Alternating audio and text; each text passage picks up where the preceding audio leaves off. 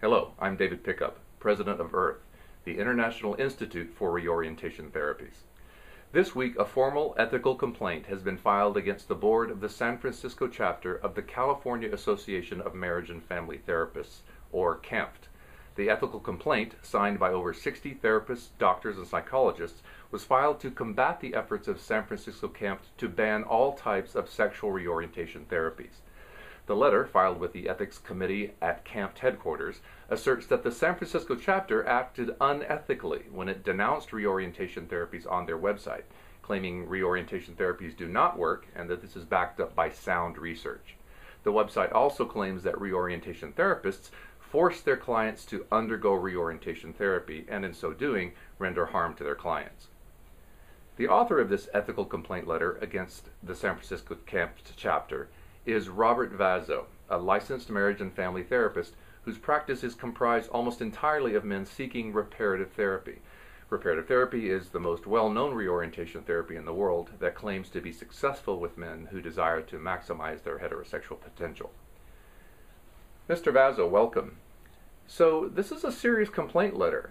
This letter has been signed by over 60 therapists, doctors, and psychologists.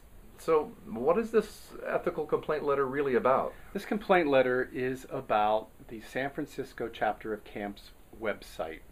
On their website, they have commented on the ethicality of reorientation therapies. And they've made some false and misleading statements about reorientation therapies and about therapists who practice those therapies.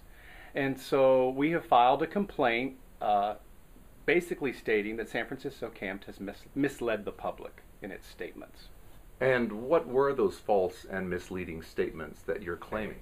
Well, one statement simply involved the ethical treatment of sexual orientation distress. And so by using the word ethical, San Francisco CAMFT has taken the position that it can comment on the ethicality of such therapies. In fact, the only organization that can comment on those is the parent chapter, and it has already said that it will not make any specific therapy ethical or unethical. Rather, it looks at the conduct of the therapist and how the therapy is carried out to determine whether the therapist's actions have been ethical or unethical. What statements have been erroneous according to you about SOCE itself? Well, one statement is that it's harmful, and in fact the American Psychological Association has written in its recently published Appropriate Therapeutic Interventions for Sexual Orientation that there is no evidence saying it is harmful or that it's not harmful. In fact, right now it's unclear. The San Francisco chapter of CAMFT cannot say that it's harmful and have that statement be definitive. Does reparative therapy cause harm? Well, in my own case, I've been doing this therapy for 7 years, over 7 years, and I have colleagues who have been doing it for 20 to 30 years, and there have been no complaints from our clients. Our clients typically either are able to change their orientation or they achieve enough change to be satisfied. So if it were really harmful, you would hear about a lot more complaints. In fact, in my own experience in the state of California, there have been none against practitioners of SOCE. What benefits do your clients claim? Our clients claim a reduction in homosexual attraction, many to the extent that they can get married and have children. And so if that's their therapeutic goal, we try to assist them in that endeavor.